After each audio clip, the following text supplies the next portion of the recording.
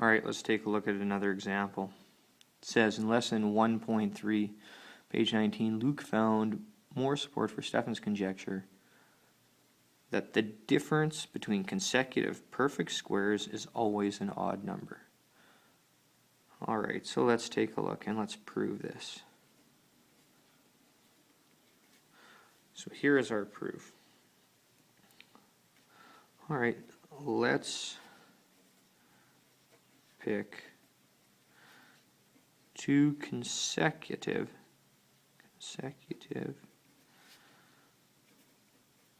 perfect squares. Alright, one of them will be x squared, the other one will be x plus 1 squared. Right? We need to take a look at the difference between consecutive perfect squares. So we'll take a look at x plus 1 squared, subtract x squared, and see what we get. Right? Performing our algebraic operations, we get x squared plus 2x plus 1, subtract x squared, gives us 2 times x plus 1. Well, as we observed before, this is an odd number.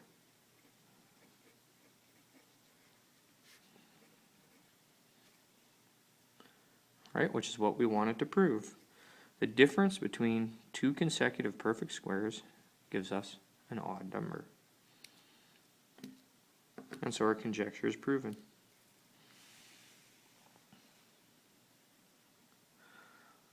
Alright, now, as an exercise, one of the tools that we use in math is logic. And one of the important things is making valid deductions. And here are some statements. All dogs are mammals. Okay, everyone agrees with that. And all mammals are vertebrates. And then it says Shaggy is a dog. What can be deduced about Shaggy? Alright, so, well, let's see.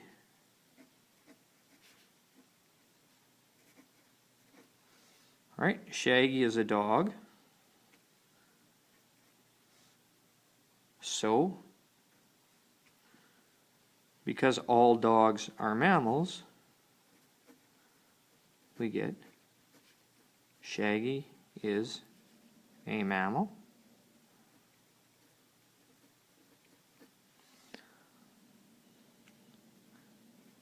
And so Shaggy is a vertebrate. Right, because all mammals are vertebrates. Now this illustrates an important principle in mathematics, and that is, generally speaking, in deductions, right, specific characteristics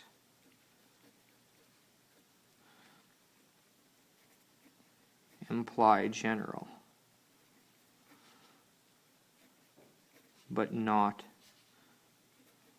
vice versa. Alright, and sometimes this gets illustrated with a Venn diagram. Right here we've got all the vertebrates, and in there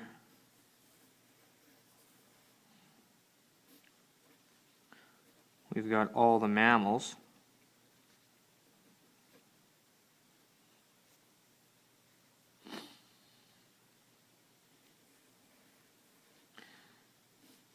And in there we've got all the dogs.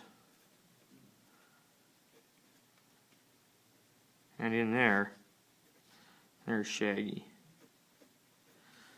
Alright, so when we know a specific characteristic, we can deduce more general characteristics.